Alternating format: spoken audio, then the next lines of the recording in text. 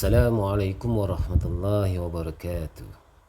Apa khabar anak-anak murid cikgu? Diharapkan semua berada dalam keadaan sehat, bersemangat untuk belajar.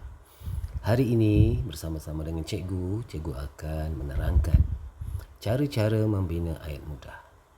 Dan seterusnya, selepas anda menyaksikan sesi video ini, cikgu mengharapkan murid-murid dapat membina 5 ayat berpandukan ataupun berdasarkan gambar. Susahlah cikgu, macam mana nak bina ayat? Baik, cikgu akan terangkan bagaimana untuk membina ayat. Anda hanya perlu memahami 3 kata kunci. Ya, ingat, 3 kata kunci. Cikgu gariskan perkataan ini, 3 kata kunci. Apa dia 3 kata kunci itu? Baik, yang pertama, siapa? Ingat, yang pertama kata kuncinya siapa. Yang kedua, buat apa. Dan seterusnya yang ketiga, di mana. Baik, cikgu akan terangkan satu persatu apa yang dimasukkan dengan 3 kata kunci itu. Baik, kita pergi kepada yang pertama. Kata kunci yang pertama, siapa. Baik, siapa. Siapa ini merujuk kepada seseorang yang ingin ditujukan. Ya, seseorang. Cikgu bulatkan perkataan seseorang. Apakah contoh seseorang yang ingin ditujukan? Ahmad contohnya. Seterusnya, Cikgu Aminah. Abang. Ayah. Ibu. Kawan. Itu adalah contoh seseorang yang ingin kita tujukan. Kata kunci yang pertama iaitu siapa. Baik, kita pergi ke kata kunci yang kedua. Buat apa. Buat apa ini, atau dengan kata lain kita sebut dia perbuatan. Kalau dalam bahasa Melayu kita sebut apa murid-murid? Kata kerja. Ya, kata kerja. Apa yang dimaksudkan dengan buat apa? Buat apa ini merujuk kepada perbuatan. Macam juga kata tadi, kata kerja ya. Perbuatan. Perbuatan yang sedang dilakukan. Apa contohnya? Berlari. Menulis. Makan. Ya, contoh perbuatan ataupun kata kerja yang sedang dilakukan. Baik. Kata kunci yang kedua. Apa tadi kata kunci yang pertama murid-murid ingat? Siapa. Yang kedua, buat apa. Kemudian kita lihat kata kunci yang ketiga. Di mana. Di mana? Apa yang dikatakan di mana? Apa yang dimaksudkan dengan di mana? Merujuk kepada tempat. Baik, cikgu bulatkan perkataan tempat. Merujuk kepada tempat seseorang melakukan sesuatu.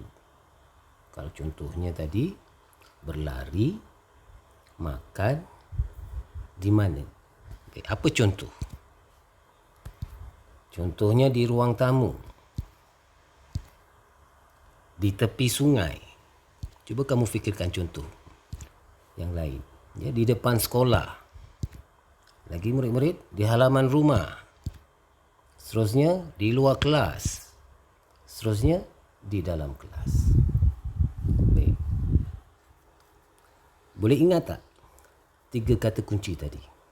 Pertama, siapa, buat apa, dan yang ketiga, di mana. Baik. Daripada 3 kata kunci, ya, mari kita bina ayat. Ya, menulis ayat menggunakan 3 kata kunci mudah tersebut berpandukan kepada gambar. Baik. Perhatian yang sangat penting ya murid-murid. Apabila kita nak membina ayat, perkara pertama sekali kita hendaklah membaca arahan soalan. Baik, mari kita baca sama-sama. Gambar di bawah menunjukkan aktiviti di dalam rumah. Baik, cikgu bulatkan perkataan aktiviti. Aktiviti di mana murid-murid? Di dalam rumah.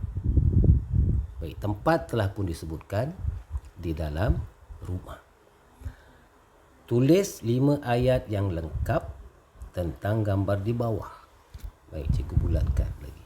5 ayat yang lengkap. Baik. Daripada gambar, cikgu akan bulatkan 5 gambar yang berkaitan dengan aktiviti yang sedang dilakukan di rumah. Baik, perhatikan betul-betul gambar pertama. Itu gambar pertama, cikgu bulatkan. Baik, cuba kamu fikirkan siapa dan apa yang sedang dilakukan. Baik, kemudian gambar kedua. Gambar ketiga, cikgu bulatkan. Lihat kepada bulatan murid-murid. Bulatan yang cikgu bulatkan itu menunjukkan aktiviti yang sedang dilakukan di dalam rumah. Jadi ada 5 aktiviti yang cikgu bulatkan sebagai panduan untuk kita membina ayat. Baik, kita pergi kepada ayat pertama. Baik, ayat pertama. Kalau di dalam rumah untuk sebuah keluarga, siapakah yang menjadi ketua keluarga? Sudah tentulah ayah. Dan kalau kita perhatikan gambar, apakah yang sedang dilakukan oleh ayah? Membaca surat khabar. Baik, bagaimana contoh ayat yang boleh kita bina berpandukan gambar pertama? Ini contohnya. Kita baca sama-sama ya murid-murid. Ayah sedang membaca surat khabar di ruang tamu. Ia berpandukan kepada gambar yang cikgu bulatkan. Gambar ayah membaca surat khabar di ruang tamu. Baik, kita lihat gambar kedua murid-murid. Baik. Daripada gambar, siapa dalam bulatan gambar yang cikgu bulatkan di situ? Selepas ayah, sudah tentu ibu. Dan ibu sedang melakukan sesuatu kepada adik. Kalau kita lihat gambar, ibu menyuapkan makanan. Jadi apa contoh yang kita boleh buat untuk ayat kedua? Ini contohnya. Ibu sedang menyuapkan adik makanan di atas sofa. Kita baca sekali lagi murid-murid. Ibu sedang menyuapkan adik makanan di atas sofa. Baik, kita lihat ayat ketiga murid-murid. Baik, cikgu bulatkan gambar abang. Abang yang paling besar lah. Apa yang sedang dia buat di hadapan komputer, di atas meja. Jadi contoh ayat yang kita boleh buat di situ, Abang Arif, kita namakan sekali Abang Arif sedang melayari internet di meja tulis. Baik. Kita lihat seterusnya ayat yang keempat. Cikgu bulatkan 2 gambar di hadapan televisyen. Sudah tentulah menonton televisyen. Siapa yang sedang menonton? Ya, kita boleh bina contoh seperti berikut. Saya dan Abang Wan sedang menonton televisyen di ruang tamu. Baik. Seterusnya lihat ayat yang keempat. Contoh yang terakhir, ayat kelima. Sudah tentulah kakak, sebab keluarga. Abang dah, ayah sudah, ibu sudah, awak pun sudah, saya tadi kan gunakan perkataan saya. Seterusnya kakak sedang memegang telefon. Apa contoh ayat yang kita boleh buat di situ? Kakak Halimah sedang menelefon kawannya di ruang tamu. Kita baca sama-sama murid-murid. Kakak Halimah sedang menelefon kawannya di ruang tamu. Baik, ingat kembali apa 3 kata kunci yang cikgu sebutkan tadi sebagai panduan untuk kita membina ayat. Cuba kita sebut sama-sama. Yang pertama, siapa? Merujuk kepada seseorang. Yang kedua, buat apa? Merujuk kepada perbuatan yang sedang dilakukan. Dan yang ketiga, di mana? Merujuk kepada tempat. Baik. Untuk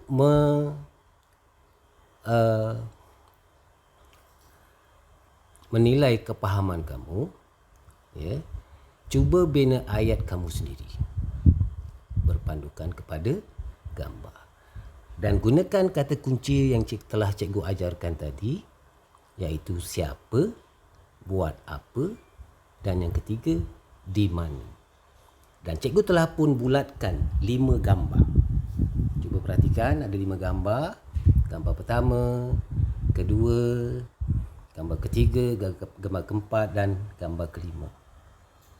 Baik, ini gambar pertama, gambar kedua, ketiga, keempat dan gambar kelima.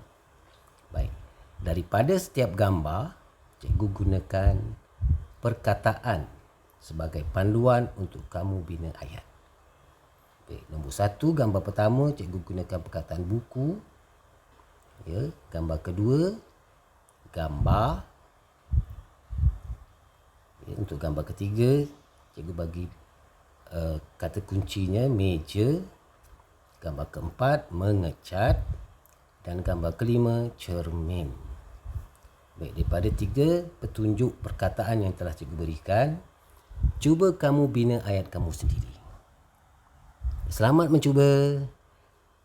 Anda boleh. Anda pasti boleh. Selamat menjawab dan kita jumpa lagi. Assalamualaikum warahmatullahi wabarakatuh. Sekian, terima kasih.